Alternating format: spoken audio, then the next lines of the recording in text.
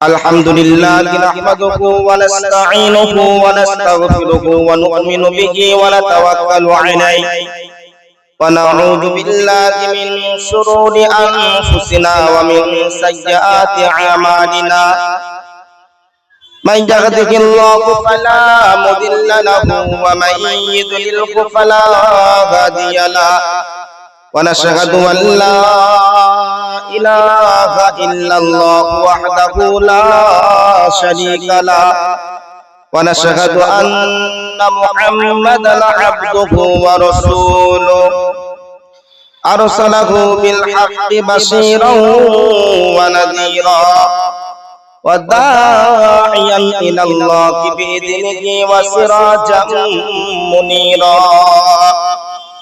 فقد قال الله تبارك وتعالى في كلامه المجيد والفرقانه الحميد أعوذ بالله من الشيطان الرجيم بسم الله الرحمن الرحيم وعلم آدم الأسماء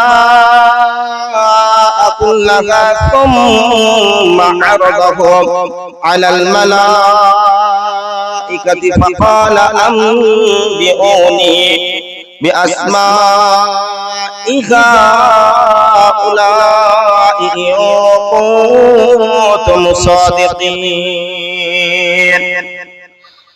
فقال النبي صلى الله عليه وسلم طلب العلم فريضة على كل مسلم أو كما قال عليه الصلاة والتسليم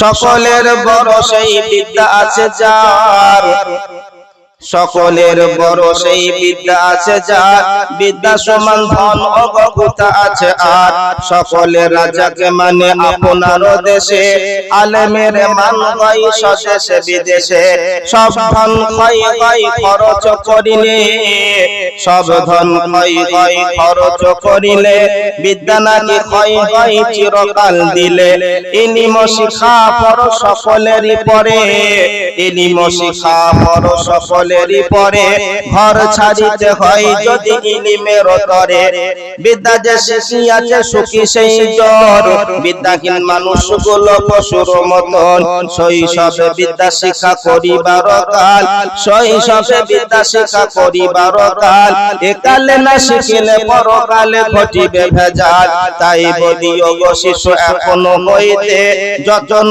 করো তোমরা বিদ্যা শিখিতে গরিব দুঃখীর বাক হলে সুবচন গরিব দুঃখীর বাক হলে সুবচন সাদরে তারে তুমি করিবে গ্রহণ সম্রাট ধনীর বাক হলে কুবচন ঘৃণা ভরে তারে তুমি করিবে বড়জন সম্রাট সমসুখী সেই ভিখারি যদি থাকে তার ঘরে আল্লাহ ওয়ালি নারী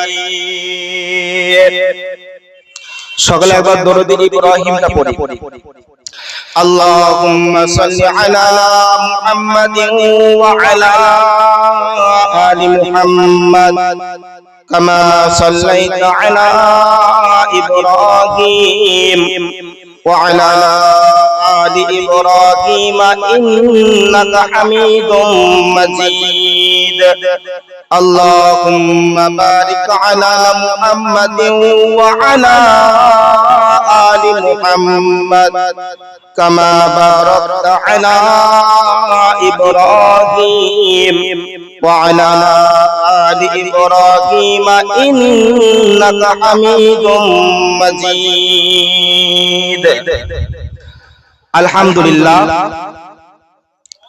শ্রদ্ধেয় সম্মানিত আজকের সবার সভাপতি মহাশয় যিনি আজকে সবার সভাপতি আছেন আমার প্রাণ প্রিয় উস্তাদ আমার শিক্ষক আমার হুজুর ফার্স্ট ঘন্টা ওনার থেকে শুরু হয় ওনার জুতা আমার মাথা ওনার জুতা যদি আমার মাথায় পড়ে মাথার দামটা বেড়ে যাবে জুতার দাম কমে যাবে ওনাদের দুয়ার বদৌলতে ওনাদের নেক নজরে ওনাদের মেহনতে আল্লাহ তাবারক তাআলা দুটি কথা বলার সুযোগ করে দিয়েছেন আপনাদের সামনে তো বড় সৌভাগ্যের বিষয়, স্টেজে যতজনই ছিলেন বা থাকবেন বা আছেন সকলেই বেশিরভাগ আমার উস্তাদ, আমার শিক্ষক।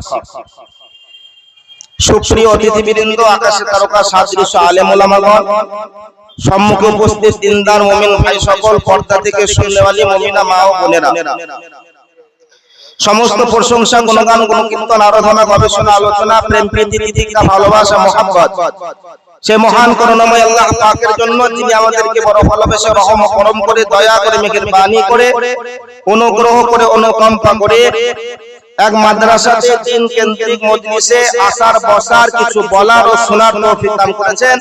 সকলে একবার শুকরিয়া আদায় করে বলে আলহামদুলিল্লাহ। তারপরে পরে দিন ধরে দিন নবীর উপর শত শত সালাম ও দরুদ বর্ষিত হোক। সকলে বলি সাল্লাল্লাহু আলাইহি ওয়াসাল্লাম।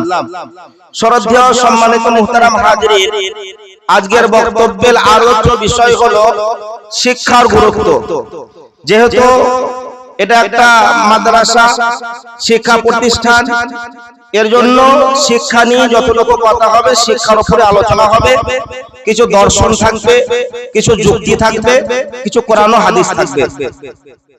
একজন বড় দার্শনিক বলছে পৃথিবীর বুকে চাকু আছে দুটো, একটা হলো ডাকাতের চাকু আর একটা হলো ডাক্তারের চাকু। ডাকাত চাকু ধরে মানুষকে মার্ডার করার জন্য, আর ডাক্তার চাকু ধরে মানুষকে বাঁচানোর জন্য। একজনের কাছ থেকে বডিটাকে বাঁচানো হয়, কেড়ে নেওয়া হয়, আর একজনকে স্বইচ্ছায় নিজের বডিটাকে দিয়ে দেওয়া হয়, কাটেন আপনি। ঠিক ওই রকম পৃথিবীর বুকে লাঠি আছে দুটো, একটা হলো পুলিশের লাঠি আর একটা হলো শিক্ষকের লাঠি। পুলিশে মারে বেইজ্জতির জন্য, আর শিক্ষকে মারে ইজ্জতকে বাড়ানোর জন্য, দাম বাড়ানোর জন্য। যদি কোনো গার্জিয়ান এটা মেনে নিতে পারে আমার ছেলে শিশুকালে শিক্ষকের কাছে মার খাক, তো আশা করা যায় ভবিষ্যতে ও পুলিশের কাছে মার খাবে না। আর কোনো গার্জিয়ান যদি এটা মেনে নিতে না পারে যে আমার ছেলে শিশুকালে শিক্ষকের কাছে মার খাক, এটা কোনো গার্জিয়ান যদি মেনে নিতে না পারে, আশা করা যায় ভবিষ্যতে ও পুলিশের কাছে মার খাবে। অনেক বড় বড় ইউনিভার্সিটি আছে, ভারতবর্ষে আছে, বাংলাদেশে আছে, আমেরিকাতে আছে, মিশরে আছে। এখন যদি প্রশ্ন করা হয় সব থেকে বড় ইউনিভার্সিটির নাম কি, অনেকে হয়তো অনেক উত্তর দেবে, কিন্তু রবীন্দ্রনাথ ঠাকুর কি বলেছে? পৃথিবীর বুকে দুনিয়াতে সব থেকে বড় ইউনিভার্সিটি হলো মায়ের কোল। একজন মায়ের দিনের চেতনতা আসা, 10টা ছেলের দিনের চেতনতা আসা। সুভাষ বোস কি বলেছে? তোমরা আমাকে একটা মা দাও, আমি তোমাদেরকে 10টা সৈনিক দেব। মহাত্মা গান্ধী কি বলেছে? তোমরা আমাকে একটা মা দাও, আমি দেশের স্বাধীনতা দেব। আর জগৎগুরু, বিশ্বগুরু নবী মুহাম্মদুর রাসূলুল্লাহ সাল্লাল্লাহু আলাইহি ওয়াসাল্লাম, তিনি আবার যেটা বলেছেন, আরো হাত কথা, আরো ডিপ কথা অনেকে হজম করতে পারবে না। উনি কি বলেছেন? হে মা, যখন তোমার গর্ভে কোনো সন্তান আসলো, সর্বপ্রথম তুমি জানলে যে তোমার গর্ভে কেউ আসলো, অতএব তুমি সাবধান হয়ে যাও, তুমি সাবধান হয়ে যাও, কেননা তোমার ঈমান তোমার বাচ্চার উপরে ইফেক্ট করবে। সুবহানাল্লাহ, কত বড় কথা বলেছেন। এই কারণে কথায় আছে, মা শিক্ষিতা হলে পারে সন্তান শেখে আপুর ঘরে। মা শিক্ষিতা হলে পারে সন্তান শেখে আপুর ঘরে। বন্ধু আমার, এই যে শিক্ষা, আমরা যে প্রতিষ্ঠানে বসে আছি, এটা হলো এমন একটা শিক্ষা স্থান যেখানে আরবিও শেখানো হয়, বাংলাও শেখানো হয়, দিন দুনিয়া দুটোই হয়। আলহামদুলিল্লাহ। পৃথিবীর বুকে মানুষ ব্যতীত যত সৃষ্টিজীব আছে, মানুষ ব্যতীত যত সৃষ্টিজীব আছে, সমস্ত প্রাণীর দাম বাড়ে ওজনের দিকে লক্ষ্য করে, আর মানুষের দাম বাড়ে শিক্ষার দিকে লক্ষ্য করে। বাজারে দুটো গরু বিক্রি হচ্ছে, একটা গরুর ওজন 50 কেজি আর একটা গরুর ওজন 1 কুইন্টাল। কার দাম বেশি? যার ওজন বেশি তারই দাম বেশি। আর কলেজের প্রিন্সিপাল মাত্র 55 কেজি, আর একজন টোটো চালায় 1 কুইন্টাল ওজনে, কার দাম বেশি? এই 55 কেজি এরই দাম বেশি। কিসের কারণে? শিক্ষার কারণে। শিক্ষার কারণে একজন স্কুলে পড়লো একটু দাম বাড়লো, তারপরে কলেজে পড়লো আর একটু দাম বাড়লো, ইউনিভার্সিটিতে পড়লো আর একটু দাম বাড়লো, যখন বিএড কোর্স কমপ্লিট করলো আর একটু দাম বাড়লো, যখন এমবিবিএস কমপ্লিট করে ফিরলো একবার আপার লেভেলে পৌঁছে গেল। এখন যদি কোনো পাইকার মনে করে যে ওর কলেজে পড়ার কারণে দাম বেড়েছে, আমার গরুটাকে নিয়ে গিয়ে কলেজে ভরে দেবো, দাম বেড়ে যাবে, জি না, তা পারবে না। কেননা আল্লাহ তাবারক ওয়া তাআলা মানুষকে যে সফটওয়্যার দিয়েছে অন্য কোন প্রাণীকে ওই সফটওয়্যার দেয়নি। আল্লাহ তাবারক ওয়া তাআলা মানুষকে আশরাফুল মাখলুকাত করে বানিয়েছেন, বলুন সুবহানাল্লাহ। তারপরেও মানুষ কিছু জায়গায় দুর্বল। কেমন? এই কাদিসা গ্রামে কুকুরগুলোকে যদি ধরে আমেরিকায় নিয়ে গিয়ে ছেড়ে যাওয়া হয় তো আমেরিকার কুকুরের সাথে মিশে যাবে, কোনো অসুবিধা হবে না, কথা বলতে অসুবিধা হবে না, মিশতে অসুবিধা হবে না। কিন্তু আমেরিকার মানুষগুলোকে যদি এই কাদিসা গ্রামে নিয়ে আসা হয় মিশতে অসুবিধা হবে, কথা বলতে অসুবিধা হবে, মিশতে পারবে না। তো মানুষ কিছু জায়গায় দুর্বল। একটা গরুর বাচ্চা হওয়ার পরে তাকে চলা শেখাতে হয় না, খাওয়া শেখাতে হয় না, মায়ের স্তন খুঁজে দিতে হয় না, কিছুক্ষণের মধ্যে সে ছোটাছুটি আরম্ভ করে, নিজের মায়ের স্তনের দুধ নিজেই খুঁজে নেয়। কিন্তু একটা মানুষের বাচ্চা 2 বছর 2.5 বছর অসহায় অবস্থায় পড়ে থাকে। মানুষ কিছু জায়গায় দুর্বল। একটা ডাক্তার, একটা মাস্টার, একটা ইঞ্জিনিয়ার, একটা প্রফেসর, একটা জজ, একটা উকিল, একটা বিখ্যাত আলেম, এনারা যখন সমাজের সামনে কথা বলে ভদ্রভাবে কথা বলে, ভদ্র ভাষায় কথা বলে, এবং এনাদের সাথে যারা কথা বলে তারাও ভদ্রতার সাথে ভদ্র ভাষায় কথা বলে, তারা ভয়ে ভয়ে কথা বলে। মাওলানা সাহেব রেগে যাবে নাকি, ডাক্তার সাহেব রেগে যাবে নাকি, মাস্টার সাহেব রেগে যাবে নাকি?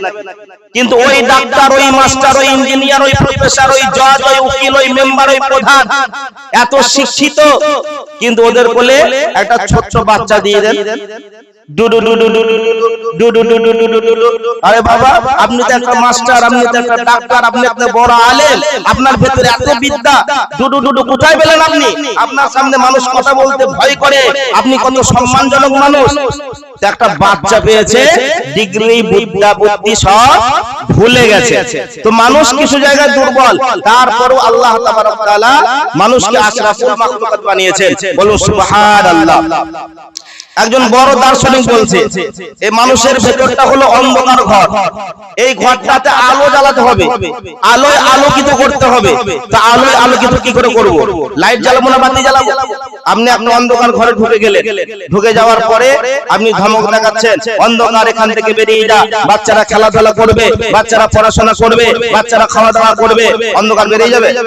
বলে অন্ধকার বেরিয়ে যাবে না। আপনি একটা লাঠি নিয়ে ঢুকে গেলেন, ধমক দেখাচ্ছেন, অন্ধকার এখান থেকে বেরিয়ে যা, না হলে পিটিয়ে সাইজ করে দেবো, তারপরে অন্ধকার বেরিয়ে যাবে না। একটা তলোয়ার নিয়ে আপনি ঢুকে গেলেন, অন্ধকার এখান থেকে বেরিয়ে যা, না হলে কেটে পিস পিস করে দেবো, তারপর অন্ধকার বেরিয়ে যাবে না। ওই অন্ধকারকে বের করার জন্য আপনাকে লাঠিও ধরতে হবে না, আপনাকে ধমক দিতে হবে না, আপনাকে তলোয়ারও ধরতে হবে না। মাত্র মুদিখানার দোকান থেকে 5 টাকা দিয়ে একটা মোমবাতি কিনে ঘরের মধ্যে জ্বালিয়ে দেন, অন্ধকার অটোমেটিক বেরিয়ে যাবে।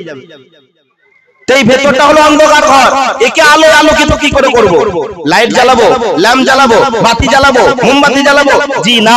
একজন বড় দার্শনিক বলছে এই অন্ধকারটাকে দূর করার জন্য জ্ঞানের আলোতে আলোকিত করতে হবে। এই অন্তরটাকে জ্ঞানের আলোয় আলোকিত করতে হবে। মানুষ কিসের তৈরি? মাটির তৈরি। মানুষ কিসের তৈরি? মাটির মধ্যে যে গুণ আছে মানুষের মধ্যে ঠিক ওই গুণ আছে। 2 বিঘা জমি, মধ্যখান দিয়ে একটা পার্টিশন করে দেন, 1 বিঘা জমির উপর আপনি মেহনত করেন, নিরান দেন, পানি দেন, সার দেন, তারপর আপনি বীজ রোপণ করেন, ধান দেন, জব দেন, গম দেন, ভুট্টা দেন, আম গাছ লাগান, জাম গাছ লাগান, কলা গাছ লাগান, কাঁঠাল গাছ লাগান, আপনি যা লাগাবেন রিটার্ন ফল দেবে। আর এই বাগানটাই ঘুরে চান কলিজা ঠান্ডা হয়ে যাবে, এই বাগানে বসে আপনার কলিজা ঠান্ডা হয়ে যাবে, এই বাগানে ঘুমিয়ে আপনার কলিজা ঠান্ডা হয়ে যাবে। কিন্তু যার পেছনে কোনো দিন মেহনত করেননি, এ আর 1 বিঘা, এটা কি হবে? কথা বলেন, আগাছা তৈরি হবে। কি হবে? আর যেটা আগাছা তৈরি হবে তার ভেতরে ঢোকাও মুশকিল আছে। বাঘ আছে নাকি সাপ আছে, না বিচ্ছু আছে, না শিয়াল আছে? মানুষের এরকম একটা ছেলেকে পড়াতে পড়াতে পড়াতে পড়াতে অনেক আপার লেভেলে পৌঁছে গেছে, এ সমাজ বুঝবে, এ আব্বা মা বুঝবে, এ আত্মীয় স্বজন বুঝবে, বড়দেরকে সম্মানের সাথে কথা বলবে, ছোটদেরকে স্নেহ করবে, আদবের সাথে কথা বলবে। কিন্তু যাকে কোনোদিন স্কুলের মুখ দেখানো হয়নি, যার পেছনে কোনোদিন মেহনত করা হয়নি, ওর পাশে বসাও কঠিন হয়ে যাবে, ওর পাশে বসাও কঠিন হয়ে যাবে। এটা সত্য কথা বলেন তো। সমাজের বুকে বর্তমান যে মাতালগুলোকে দেখতে পাওয়া যায়, যে গাঁজাখোরগুলোকে দেখতে পাওয়া যায়, যে জুয়ারিগুলোকে দেখতে পাওয়া যায়, যারা লাঠি নিয়ে, বোম নিয়ে, পিস্তল নিয়ে মস্তানি করে বেড়ায়, এরা শিক্ষিতের ভেতর থেকে এসেছে না মূর্খের ভেতর থেকে? কথা বলে মূর্খের ভেতর থেকে। জি, এরা মূর্খের ভেতর থেকে এসেছে। পৃথিবীর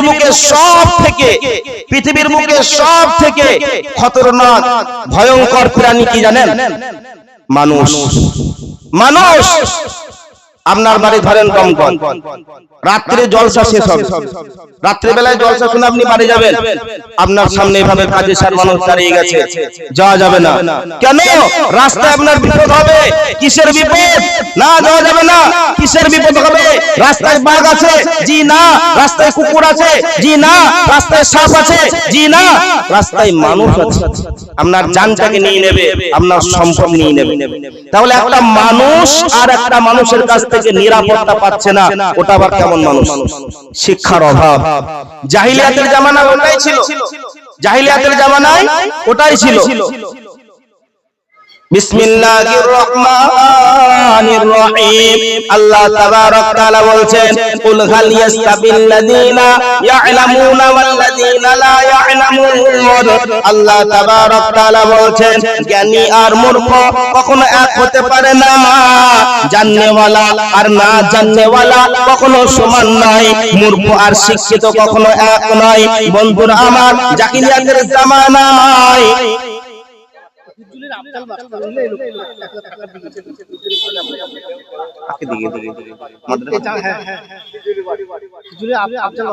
হিজুলির আব্দুল মাস্টার এই মাদ্রাসাকে 1000 টাকা দিয়ে গেছে। বন্ধুরা আমার, জাহিলিয়াতের জামানায় দুইজন বন্ধু রাস্তার ধারে বসে বসে গল্প করছে, আর ওই রাস্তা দিয়ে একজন গর্ভবতী মহিলা, একজন প্রেগন্যান্ট মহিলা ওই রাস্তা দিয়ে হেঁটে হেঁটে যাচ্ছে। এই দুইজন বন্ধু গল্প করতে করতে বলছে, বলতো এই মেয়েটার গর্ভে ছেলে আছে না মেয়ে আছে? একজন বলছে ছেলে আছে, আর একজন বলছে মেয়ে আছে। না ছেলে আছে না মেয়ে আছে বলা বলা করতে করতে দুইজনে বেট ধরে নিল, দুইজনে বাজি ধরে নিল। যদি মেয়েটার গর্ভে ছেলে থাকে তাহলে তুই 100 টাকা পাবে, আর যদি মেয়েটার গর্ভে মেয়ে থাকে তাহলে তুই আমাকে 100 টাকা দিবি। বেট ধরার পরে ওই মেয়েটাকে ধরে শুইয়ে দিয়ে জানতো মেয়েটাকে পেটটাকে চিড়ে দিয়ে পেটটাকে ফেরে দিয়ে বাচ্চাটাকে বার করে থেকে নিল। যে জিতে গেল সে হা হা করে হেসে দিল, আর যে হেরে গেল মন খারাপ করে 100 টাকা দিয়ে সেখান থেকে চলে গেল। কিন্তু মধ্যখান থেকে দুইটা প্রাণ যে চলে গেল তার কোনো চিন্তা ভাবনা ছিল না। জাহিলিয়াতের জামানা এটাই। আর একটা উদাহরণ শুনেন। একটা ছেলেকে পড়াশোনা করানো হয়েছে, পড়াতে বর্তমান সে আপনার কলকাতার আজাদ কলেজে পড়াশোনা করে। মাঝে মাঝে বাড়ি আসে, শিক্ষিত ছেলে, আব্বা মায়ের সাথে আদবের সাথে কথা বলে, ভদ্র ভাষায় কথা বলে। মাঝে মাঝে আব্বা মায়ের মধ্যে কথা কাটাকাটি, তর্ক বিতর্ক, ঝামেলা হতেই পারে, তাদের ম্যাটার, তাদের সমস্যা হলে তারা সমাধান করবে। ছেলে কিছু বলতে পারবে? অনেক ছেলে বাপকে ফেদ দেয়, গরম দেখায়, এ দেখো আগে যা করেছো, এখন বড় হয়েছি, এখন ষাঁড় হয়ে গেছি, মেরে চোপা ফাটিয়ে দেবো, খবরদার মাকে কিছু বলবে না। গরম দেখানো যাবে? বলছে যদি তোমার মায়ের কষ্ট হয়, যদি দেখো তোমার মায়ের কষ্ট হচ্ছে, তুমি তোমার মাকে বুকে জড়িয়ে নাও, তুমি পিঠকে পেতে দাও, বাড়িগুলো তোমার পিঠে পড়ুক, তারপর বাপের লাঠি করা যাবে না, বাপের লাঠি করা যাবে না। তো আব্বা মায়ের মধ্যে অশান্তি হয়। ওই শিক্ষিত ছেলে বাড়ি এসেছে, দেখছে আব্বা মায়ের মধ্যে ঝগড়া হচ্ছে। শিক্ষিত ছেলে ভদ্র ভাষায় বলে দিল, আব্বা মা আমি একটা ভালো জায়গায় পড়াশোনা করছি, শিক্ষিত আমার বন্ধু, আলেম ওলামা আমার বন্ধু, কিছুদিন পরে আমাদের বিয়ে সাথে হবে, আপনারা যদি এমন করেন আমাদের মান সম্মান থাকবে, আমাদের কি কেউ মেয়ে দেবে? ভদ্র ছেলে ভদ্র ভাষায় বুঝিয়ে দিয়ে চলে গেল। কিছুদিন পর আবার ঝামেলা। গরিবের সংসার হলে যা হয়, জি, আর একটা ছেলে ছিল রাখাল। একটা ছেলেকে পড়াশোনা করিয়েছে, আর একটা ছেলে ছিল রাখাল। ও গরু টরু চড়িয়ে যখনই বাড়ি ঢুকেছে, আর হাতে ছিল পাছন, দেখছে মা আর আব্বা ঝগড়া করছে। মাকে 2 পাছন, বাপকে 2 পাছন, আচ্ছা করে বসিয়ে দিয়েছে। ছি ছি ছি ছি ছি ছি ছি ছি, ছেলে মা বাপকে মেরেছে। ছ্যা ছ্যা ছ্যা ছ্যা, আর কি কেউ মেয়ে দেবে? মান সম্মান সব শেষ। ডাক ডাক ডাক, ইমামকে ডাক, মতওয়ালিকে ডাক, মরলকে ডাক, হাজী সাহেবকে ডাক। এসার পরে ঘরের ভেতরে রাত্রে বেলায় গোপনে বিচার হচ্ছে। ইমাম সাহেব একটা মুরব্বী মানুষ ছিল, জুতো ধরে নিয়েছে। বিয়াদব, নালায়েক, খবিশ, কোনো আদব নাই, কোনো শিক্ষা নাই। তুই একটা রাখাল তো রাখাল, আব্বা মায়ের গায়ে হাত ফেলে খুব গরম দেখাচ্ছে। তখন সেই ছেলেটা বলছে, ইমাম সাহেব আপনি এত কেন গরম হচ্ছে? আপনার গরম হওয়ার ব্যাপারটা আমি বুঝতে পারছি না।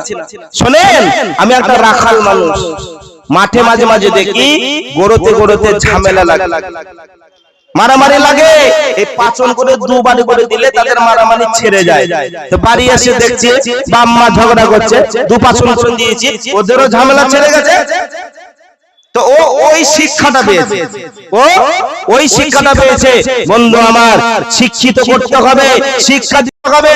ছেলে মেয়েকে শিক্ষা দেওয়ার কারণে আপনি হয়তো 8 ঘন্টা কাজ করেন, ছেলে মেয়েকে শিক্ষা দেওয়ার কারণে আপনাকে যদি 10 ঘন্টা কাজ করতে হয়, আপনি 10 ঘন্টা কাজ করেন। তারপর ছেলে মেয়েকে শিক্ষা দেন, খবরদার মূর্খ রেখেন না। শিক্ষা দেওয়ার কারণে আপনাকে যদি 12 ঘন্টা কাজ করতে হয়, আপনাকে যদি 14 ঘন্টা কাজ করতে হয়, তারপর আপনি 14 ঘন্টা কাজ করেন, মেহনত করেন। তারপর ছেলে মেয়েকে শিক্ষা দেন। শিক্ষার প্রয়োজন আছে। শিক্ষা দেওয়ার কারণে আপনি হয়তো ঠিক করে খেতে পাবেন না, আপনাকে ভুকা থাকতে হবে। আপনি ভুকা থাকেন, তারপর ছেলে মেয়েকে আপনি শিক্ষা দেন। 3-4 দিন আপনি অনাহারে থাকেন, তারপর ছেলে মেয়েকে শিক্ষা দেন। শিক্ষার প্রয়োজন আছে।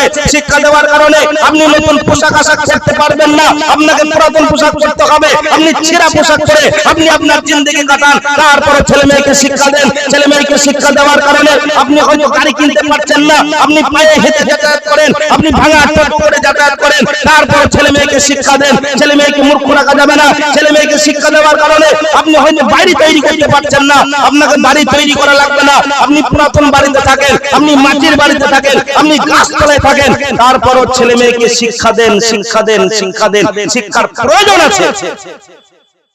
প্রয়োজন আছে না নাই? এতক্ষণ পর্যন্ত দর্শন শুনলেন আর বাস্তব শুনলেন। এবার কোরআন হাদিস থেকে শুধু মিলিয়ে নেন।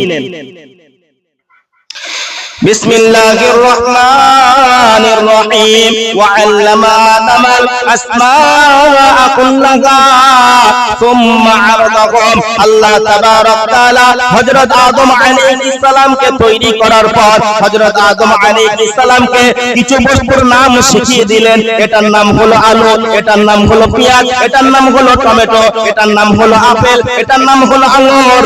তাহলে হযরত আদম আলাইহিস সালাম উনি শিক্ষিত হয়ে গেলেন, উনি শিক্ষা পেয়ে গেলেন। একদিন সমস্ত মাখলুককে, সমস্ত আপনার ফেরেশতাদেরকে আল্লাহ তাবারক তাআলা একত্রিত করলেন। হযরত আদম আলাইহিস সালামকে একত্রিত করলেন। একত্রিত করার পরে আল্লাহ তাবারক তাআলা ওই ফেরেশতাদেরকে বলছেন, হে ফেরেশতারা, হে ফেরেশতারা, তোমরা বলো এই জিনিসগুলোর নাম কি তোমরা বলতে পারবে? ফেরেশতাদের তো জানা নাই, তারা তো জানে নাই, তারা তো শেখে নাই, তাদের কাছে জ্ঞান নাই। ফেরেশতারা মুখ খোলা শুরু করলো, ক্বালু সুবহানাকা লা ইলমা লানা ইল্লা মা আল্লামতানা। ওগো আল্লাহ, ওগো মাবুদ, আপনি আমাদেরকে যতটুকু শিখিয়েছেন, আপনি আমাদেরকে যতটুকু শিখিয়েছেন অতটুকুই জানি, ওর বাইরে আমরা বলতে পারবো না। এবার হযরত আদম আলাইহিস সালামকে আল্লাহ তাবারক তাআলা বললেন, ক্বালা ইয়া আদম আম্বিহুম বিআসমাইহিম। হে আদম, তুমি কি এই জিনিসগুলোর নাম বলতে পারবে? আদম আলাইহিস সালামের জানা আছে, ওনার তো শিক্ষা হয়ে গেছে। উনি মুচকি মুচকি হাসা শুরু করেছে। উনি এবার বলা শুরু করেছে, এটার নাম হলো আলু, এটার নাম হলো পেঁয়াজ, এটার নাম হলো আদা, এটার নাম হলো রসুন। বন্ধুরা আমার, যখন হযরত আদম আলাইহিস সালাম বলে দিয়েছে নূরের তৈরি ফেরেশতা, ফেরেশতা হলো নূরের তৈরি আর মানুষ হলো মাটির তৈরি। নূরের তৈরি ফেরেশতার মাথাগুলো এইভাবে নিচের দিকে নেমে গেছে, মাথাগুলো নিচের দিকে নেমে গেছে। আল্লাহ তাবারক তাআলা হুকুম করে দিলেন, ওয়াইজ কুল্লা লিল মালাইকাতি ইসজুদু লিআদম ফাসাজাদু। হে ফেরেশতার দল, তোমরা হযরত আদমকে সিজদা করো। সুবহানাল্লাহ। দাম বেড়েছে না বাড়ে নাই? কে দাম বাড়িয়ে দিয়েছে? আল্লাহ। কিসের বদৌলতে? শিক্ষার বদৌলতে। জি, শিক্ষার বদৌলতে দাম বেড়ে গেল। নবীজি শিক্ষাকে কত গুরুত্ব দিয়েছে? ইসলামের প্রথম যুদ্ধের নাম কি? বদরের যুদ্ধ। সাহাবারা সংখ্যায় কত ছিলেন? সাহাবারা সংখ্যায় ছিলেন 313 জন, মাত্র 313 জন। আর বেঈমানরা সংখ্যায় কত ছিল? 1000 জন। সাহাবাদের অস্ত্র শস্ত্র তেমন কিছুই ছিল না, আর বেঈমানদের অস্ত্র শস্ত্র অহরহ ছিল। রেজাল্ট কি দাঁড়ালো? ফলাফল কি বের হলো? সাহাবাদের ভেতরে মাত্র 14 জন শহীদ হলেন, আল্লাহর পেয়ারা হয়ে গেলেন, জান্নাতের টিকিট পেয়ে গেলেন। আর বেঈমানদের 70 জনকে কেটে পিস বানিয়ে কুয়োতে ভরে দেওয়া হলো। আর 70 জনকে বন্দী করে মসজিদে নববীতে নিয়ে যাওয়া হলো। আর বাদ বাকি সব ভাগাও, সব পালিয়ে গেছে।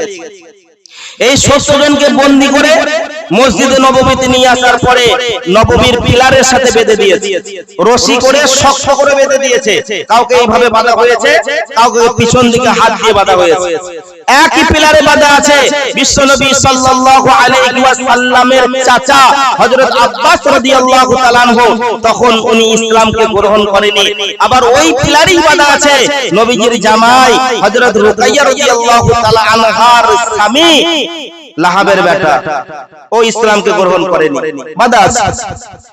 বিশ্বনবী সাল্লাল্লাহু আলাইহি ওয়াসাল্লাম উনি যখন ফজরের নামাজ পড়তে আসলেন, আসার পরে সারা রাত্রি তাদেরকে টাইট করে বেঁধে রাখার কারণে তাদের হাতগুলো ফুলে গেছে, তাদের পাগুলো ফুলে গেছে। তারা তো নিজের আত্মীয়, দয়ার নবী, মায়ের নবী, দেখে থাকতে পারলেন না। উনি ফজরের নামাজটা পড়ালেন। ফজরের নামাজ পড়ানোর পর সাহাবাদের দিকে ঘুরলেন, ঘোরার পর বলছেন, ও আল্লাহর গোলামের দল, এরা তো আমাদের আত্মীয় স্বজন, আজকে হয়তো ইসলামকে গ্রহণ করেনি, ইসলামের বিরোধিতা করছে, কিন্তু আল্লাহ যদি হিদায়াত দেয় পরে হয়তো ইসলামকে গ্রহণ করবে। সারা রাত্রি টাইট করে বেঁধে রাখার কারণে এরা বসতে পারেনি, হাতগুলো ফুলে গেছে, পাগুলো ফুলে গেছে। যদি রশিগুলো একটু আলগা করে দেওয়া হতো কেমন হতো?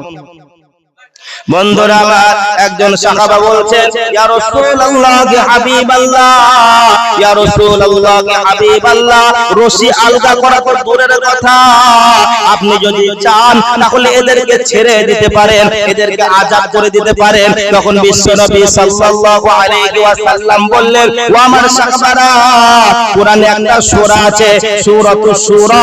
সূরা মানে হলো পরামর্শ, সূরা মানে হলো পরামর্শ। ইসলামের প্রত্যেকটা কাজ পরামর্শ করে করতে হবে। পরামর্শ করে কাজ করা হলো ইসলামের কাজ, আর পরামর্শহীন কাজ হলো শয়তানের কাজ। এই কারণে যারা মসজিদ মাদ্রাসা পরিচালনা করে কিংবা কোনো সংগঠন পরিচালনা করে, প্রত্যেকটা কাজ পরামর্শ করে করতে হবে, পরামর্শহীন কাজ করা যাবে না। যদি কেউ পরামর্শ করে কাজ করে তাহলে তিনটে ফায়দা আছে। নাম্বার 1, কোরআনের একটা হুকুমকে মানা হয়, আর নাম্বার 2, ওই কাজের মধ্যে বরকত পাওয়া যায়, আর নাম্বার 3, আল্লাহ তাবারক তাআলা ওদের উপর রাজি হয়ে যায়। আর যদি কেউ মনে করে হাম মানেंगे থাম মারেंगे, जो जी चाहे वही करेंगे, কারো কথা শুনবো না, কাউকে আমি মানবো না, যা মন যাবে তাই করব, তারও তিনটে ক্ষতি আছে। 1 নম্বর, কোরআনের একটা পাক্কা আয়াতকে অমান্য করা হয়, আর 2 নম্বর, ওই কাজের মধ্যে কোনো বরকত পাওয়া যায় না, আর 3 নম্বর, আল্লাহ তাবারক তাআলা তাদের উপর নারাজ হয়ে যায়। তো মাশওয়ারা হয়ে গেল, পরামর্শ হয়ে গেল, তাদের রশিগুলো আলগা করে দেয়া হলো। এবার বিশ্বনবী সাল্লাল্লাহু আলাইহি ওয়াসাল্লাম সাহাবাদেরকে বলছেন, বলো বলো এদেরকে কি করা যায়, কি করা যায়, কি করা যায়? একজন সাহাবা বলছেন, ইয়া রাসূলুল্লাহ ইয়া হাবিবাল্লাহ, এদের 2টা হাত কেটে দেয়া হোক। কোন সাহাবা বলছে, ইয়া রাসূলুল্লাহ এদের 2টা পা কেটে দেয়া হোক।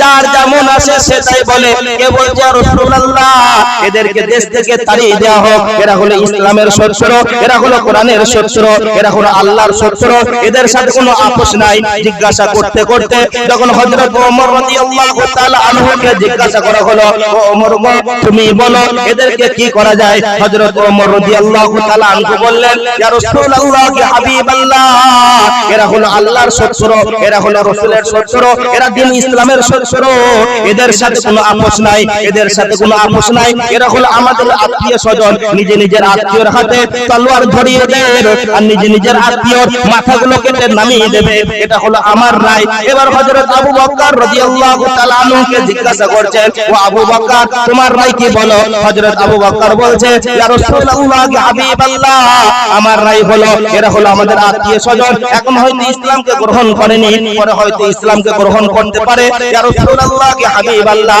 শারীরিক নির্যাতন না করে এদেরকে আর্থিকভাবে দুর্বল করে দেন, এদের উপর মুক্তিপণ চাপিয়ে দেন, এদেরকে জরিমানা করুন, এদেরকে ছেড়ে দেন। বিশ্বনবী সাল্লাল্লাহু আলাইহি ওয়াসাল্লাম উনি হযরত আবু বকর রাদিয়াল্লাহু তাআলা আনহুর রায়ের উপর ফয়সালা করে দিলেন। ফয়সালা হয়ে গেল। এমন অবস্থায় হযরত জিবরাইল আলাইহিস সালাম বিশ্বনবীর কাছে হাজির হয়ে গেল। ইয়া রাসূলুল্লাহ ইয়া হাবিবাল্লাহ, ইয়া রাসূলুল্লাহ ইয়া হাবিবাল্লাহ, আজকের এই দৃশ্যটা আল্লাহকে কত ভালো লেগেছে, আল্লাহ কত রাজি হয়েছে, আল্লাহ কত খুশি হয়েছে। যেহেতু আপনারা পরামর্শ করে কাজ করেছেন, তবে ইয়া রাসূলুল্লাহ ইয়া হাবিবাল্লাহ, আল্লাহর একটা ইচ্ছা ছিল, আল্লাহর একটা রায় ছিল। কি ছিল? না হযরত ওমর যেটা বলেছিল ওটাই আল্লাহর রায় ছিল। যেহেতু আপনারা পরামর্শ করে করেছেন, এই কারণে আল্লাহ আপনাদের ফয়সালার উপর রাজি আছে। বন্ধুরা আমার, এবার একা একা আত্মীয়স্বজন মাল নিয়ে আসে, টাকা পয়সা নিয়ে আসে, আর ছাড়াতে ছাড়াতে নিয়ে যায়, টাকা পয়সা নিয়ে এসে জমা করে আর নিজের আত্মীয়কে ছাড়িয়ে নিয়ে যায়। এভাবে নিয়ে যেতে অবশেষে 8 থেকে 10টা থেকে তাদের টাকা পয়সা নাই, তারা গরিব মানুষ, অসহায় মানুষ, দরিদ্র মানুষ, তারা টাকা কোথায় পাবে? তো বিশ্বনবী ওই দিন খুব কান্না করেছিলেন, একটা হার হাতে করে প্রচুর কান্না করেছিলেন। ওই হারটা ছিল হযরত খাদিজা রাদিয়াল্লাহু তাআলা আনহা। উনি যখন রুকাইয়ার বিবাহ দেয়, মেয়েকে গিফট করেছিলেন, হাদিয়া করেছিলেন, আর সেই হারটা মেয়ের জামাইকে ছাড়ানোর জন্য নবীজির কাছে এসেছে। নবীজি হারটা নেওয়ার পরে টুকরে টুকরে কাঁদছে। একজন সাহাবা বলছে, ইয়া রাসূলুল্লাহ ইয়া হাবিবাল্লাহ, আপনার যদি ইচ্ছা হয় হারটা আপনার কাছে রেখে দেন, ওটা দেওয়ার দরকার নাই। বিশ্বনবী বলছেন, না, যেটা ফয়সালা হয়ে গেছে, ফয়সালার বাইরে কাজ করব না। হাতটা নিয়ে বাইতুল মালে টান মেরে দিলেন। তাহলে অবশেষে থেকে গেল 8 থেকে 10 জন। এবার বিশ্বনবী সাল্লাল্লাহু আলাইহি ওয়াসাল্লাম বলছেন, হে বন্দীগণ, তোমরা তো গরিব, তোমরা তো অসহায়, তোমরা তো ঠিক করে খেতে পাও না, সকালে ভিক্ষা করলে বিকালে খেতে পাও, তাহলে তোমাদেরকে কে ছাড়িয়ে নিয়ে যাবে? তোমাদের ছাড়ার কোনো রাস্তা নাই, উপায় নাই। এবার বিশ্বনবী জিজ্ঞাসা করছে, হে বন্দীগণ, তোমরা শিক্ষিত না অশিক্ষিত? তখন সেই বন্দীগণ বলছে, ইয়া রাসূলুল্লাহ ইয়া হাবিবাল্লাহ, আমরা শিক্ষিত, আমরা শিক্ষিত। তখন বিশ্বনবী সাল্লাল্লাহু আলাইহি ওয়াসাল্লাম বললেন, হে বন্দীগণ, তাহলে তোমরা ভালো করে শোনো, আমার সাহাবার ভিতরে যারা অশিক্ষিত, যারা নিরক্ষর আছে, যারা শিক্ষা নাই, যাদের মধ্যে শিক্ষা নাই, তাদেরকে স্বাক্ষর করে দাও, তাদেরকে শিখিয়ে দাও। তারা যখন স্বাক্ষর বেনে যাবে, আমি নবী বলছি তোমাদেরকে আজাদ করে দেব। সুবহানাল্লাহ। তাহলে নবীজি বন্দীগণকে আজাদ করেছে কিসের বদৌলতে? শিক্ষার বদৌলতে। শিক্ষার বদৌলতে। বিশ্বনবী বলেন, শিক্ষার গুরুত্ব শোনো। একটা মানুষ জন্ম নিল, জন্ম নেওয়ার পরে সে তো শিশু, তার ব্রেন বুদ্ধি কিছুই কাজ করে না, তার বিবেক কিছুই কাজ করে না। তারপরও তাকে শিক্ষা দাও, তার কানে আযান মারো, তার কাছ থেকে শয়তানকে দূর করো। যদি শয়তানকে তার কাছ থেকে ভাগিয়ে দেওয়া যায়, দুনিয়াতে সে কামিয়াব, আখিরাতেও সে কামিয়াব হয়ে যাবে। শিক্ষার গুরুত্ব কতটা, শিক্ষার গুরুত্ব কতটা। একজন মুমূর্ষু অবস্থায় পড়ে রয়েছে, দুনিয়া থেকে বিদায় নেবে, বিশ্বনবী বলছেন ওখানেও শিক্ষা দাও, কলমার তালকিন করো। ওই অবস্থায় যদি কলমাটা একবার করে নিতে পারে, তাহলে আখিরাতটা কামিয়াব হয়ে যাবে। সুবহানাল্লাহ। শিক্ষার গুরুত্ব আছে না নাই? এর জন্যই মাদ্রাসা, এর জন্যই মাদ্রাসা। একটা হাদিস পড়েছি, হাদিসের তরজমা করে দেই।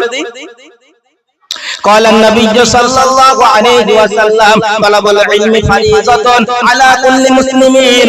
বিশ্বনবী সাল্লাল্লাহু আলাইহি ওয়াসাল্লাম বলেন, প্রত্যেকটা মুসলমান নরনারীর জন্য ইলম শিক্ষা অর্জন করা ফরজ আইন, ইলম শিক্ষা অর্জন করা ফরজ আইন, ইলম শিক্ষা অর্জন করা ফরজ আইন। ফরজ, ওয়াজিব নয়, সুন্নত নয়, নফল নয়, মুস্তাহাব নয়, ফরজ। ফরজের দুইটা ভাগ, একটা ফরজ আইন, একটা ফরজে কিফায়া। ফরজ আইন অনিবার্য ফরজ, ফরজে কিফায়া আপনার যথেষ্ট ফরজ। ফরজ আইন 5 ওয়াক্তের নামাজ হলো ফরজ আইন, ফরজে কিফায়া জানাজার নামাজ হলো ফরজে কিফায়া। বন্ধুরা আমার, আপনার সরবনগরে একজন ইন্তেকাল করেছে আর কাদিসা গ্রামে খবর চলে এসেছে, দাওয়াত দিয়েছে তোমরা জানাজার পড়তে এসো। এবার কাদিসার মানুষ কাজের মধ্যে ব্যস্ত রয়েছে, ধান কাটার সিজন চলছে। এক বাপের 4টে সন্তান, বাপকে বলছে আব্বা গো আমরা কাজে ব্যস্ত রয়েছে, আমরা জানাজার পড়তে যেতে পারবো না, আপনি জানাজারটা পড়ে আসেন, জানাজার নামাজ হয়ে যাবে, গ্রামের সমস্ত মানুষ নেকি পেয়ে যাবে। এই গ্রাম থেকে 5টা 10টা লোক যদি পাশের গ্রামে জানাজা পড়তে যায় তাহলে গ্রামের হক আদায় হয়ে যাবে, গ্রামের প্রত্যেকটা মানুষ নেকি পেয়ে যাবে, সবাইকে যেতে হবে। এটা জরুরি নয়, কেননা ওটা হলো ফরজে কিফায়া। ফরজে কিফায়া কিছু মানুষ আদায় করলে আদায় হয়ে যাবে, বুঝে আসলো? এবার বন্ধুরা আমার জোহরের আজান হয়ে গেছে আর এক বাপের 4টে সন্তান আব্বাকে বলছে আব্বা গো ধান কাটার সিজন চলছে, আমরা কাজের মধ্যে ব্যস্ত রয়েছে, নামাজ পড়তে যেতে পারবো না, তুমি নামাজটা পড়ে এসো। চলবে না, চলবে না, চলবে না, কেননা এটা হলো ফরজ আইন। আব্বা মা ভাই বোন চাচা চাচি নানা নানি দাদা দাদি সকলকেই পড়তে হবে, এখানে কোনো কম্পেয়ার চলবে না, এখানে কোনো কনসিডার চলবে না, প্রত্যেককে আদায় করতে হবে, কেননা এটা হলো ফরজ আইন। বুঝে আসলো?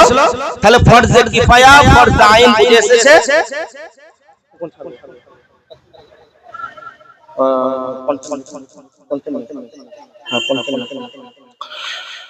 তাহলে ফরজ আইন। একটা কথা আপনাদেরকে জিজ্ঞেস করে বলেন তো, বর্তমান মুসলমানের জানাজার নামাজ কি বেশি গুরুত্ব দেয় না ফরজ নামাজ কি বেশি গুরুত্ব দেয়? কথা বলেন। অথচ দেখেন ওটা হলো ফরজে কিফায়া আর ওটা ছিল ফরজে আইন। মানে সে মায়ের থেকে মাসির দরদ বেশি আর কি। আর যখন মায়ের থেকে মাসির দরদ বেশি হবে জানতে হবে মাল গন্ডগোল, ভেজাল চলছে। আর একটা কথা জিজ্ঞাসা করছি, জানাজার নামাজ পড়ে গুনাহ হয় না নেকি হয়? উত্তর দেন না, দেখেন ব্রেনটা চাই করে ঘুরে যাবে। গুনাহ হয় নেকি হয়? বিশ্বনবী সাল্লাল্লাহু আলাইহি ওয়াসাল্লাম বলেছেন যদি কেউ জানাজার নামাজ পড়ে তাহলে উহুদ পাহাড় পরিমাণ নেকি পাবে, এক কিরাত নেকি পাবে, মানে উহুদ পাহাড় পরিমাণ নেকি পাবে।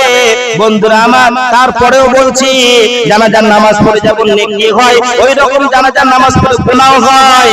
কি করে গুনাহ হয় শুনেন। আপনি জানাজার নামাজ পড়লেন, আপনি জানাজার নামাজ পড়লেন, পাহাড় পরিমাণ নেকি পেয়ে গেলেন, কিন্তু জোহরের নামাজ আপনি পড়লেন না, জোহরের নামাজ আপনি পড়লেন না, আপনার যতটা পরিমাণ নেকি হয়েছে ধরে নেন আপনার 1 লক্ষ নেকি হয়েছে, আর জোহরের নামাজ না পড়ার কারণে আপনার 100 কোটি গুনাহ হয়ে গেছে। লাভ কি হলো বলে? জানাজার নামাজ পড়লে অনেক নেকি পেলাম, আর জোহরের নামাজ পড়লাম না, তার থেকে অনেক গুণে বেশি আমার গুনাহ হয়ে গেল। লাভ কি হলো? কেননা ওটা হলো ফরজে কিফায়া, এটা ছিল ফরজ আইন। মানে প্রত্যেকটা মানুষকে ফরজ আইনটাও আদায় করতে হবে আর সুযোগ পেলে ফরজে কিফায়াও আদায় করতে হবে। এবার বলেন ইলম শিক্ষা অর্জন করাটা কি ফরজ আইন না ফরজে কিফায়া? ফরজ তো বটে, ফরজ আইন না ফরজে কিফায়া? বন্ধুরা আমার ইলম শিক্ষা অর্জন করা ফরজ আইন আবার ফরজে কিফায়া। আলেম হওয়াটা ফরজ আইন নয়, আলেম হওয়াটা ফরজে কিফায়া। আপনাদের এই কাজী শাহ গ্রামে 2-4টা আলেম থাকবে, গ্রামের হক আদায় হয়ে যাবে। এলাকায় 10টা 20টা আলেম থাকবে, গ্রামের হক আদায় হয়ে যাবে। সকলকে আলেম হতে হবে এটা জরুরি নয়, কারণ আলেম হওয়াটা হলো ফরজে কিফায়া। কিন্তু বন্ধুরা আমার দুইটা শিক্ষা এমন আছে, দুইটা শিক্ষা এমন আছে প্রত্যেকটা মুসলমান নরনারীকে শিখতেই হবে। আপনি জানবেন, আপনার বেটা জানবে, আপনার ভাই জানবে, আপনার মা জানবে, আপনার বাপকে জানতে হবে, আপনার বোনকে জানতে হবে, আপনার চাচা চাচি নানা নানি খালা খালো সকলকেই জানতে হবে। এখানে কোনো কম্পেয়ার চলবে না, এখানে কোনো কনসিডার চলবে না। ওই দুইটা শিক্ষার মধ্যে নাম্বার 1 এটার নাম হলো হালাল, এটার নাম হলো হালাল, আর এটা দিয়ে যেটা ঢোকানো হয় ওটার নাম হলো খাবার। তো বিশ্বনবী সাল্লাল্লাহু আলাইহি ওয়াসাল্লাম বলেন এই দিক দিয়ে খবরদার হারাম ঢোকাবে না, এই দিক দিয়ে হালাল ঢোকাবে। হযরত আয়েশা রাদিয়াল্লাহু তাআলা আনহা বিশ্বনবী সাল্লাল্লাহু আলাইহি ওয়াসাল্লামকে প্রশ্ন করলেন, ইয়া রাসূলুল্লাহ, ইয়া হাবিবাল্লাহ, আমাকে সবথেকে বড় পবিত্র হওয়া শিখিয়ে দেন। বিশ্বনবী সাল্লাল্লাহু আলাইহি ওয়াসাল্লাম বললেন, আয়েশা রে খবরদার এই দিক দিয়ে হারাম মাল ঢোকাবে না, এই দিক দিয়ে হালাল খাবার খাবে। কেননা যদি হারাম হারাম খাবার খাওয়া হয়, রক্ত তৈরি হবে, মাংস তৈরি হবে, হাড় তৈরি হবে, আর ওই মাংসগুলো, ওই রক্তটা, ওই বলিটা অতক্ষণ পর্যন্ত জান্নাত যেতে পারবে না যতক্ষণ পর্যন্ত জাহান্নামে না ঘোরানো হবে।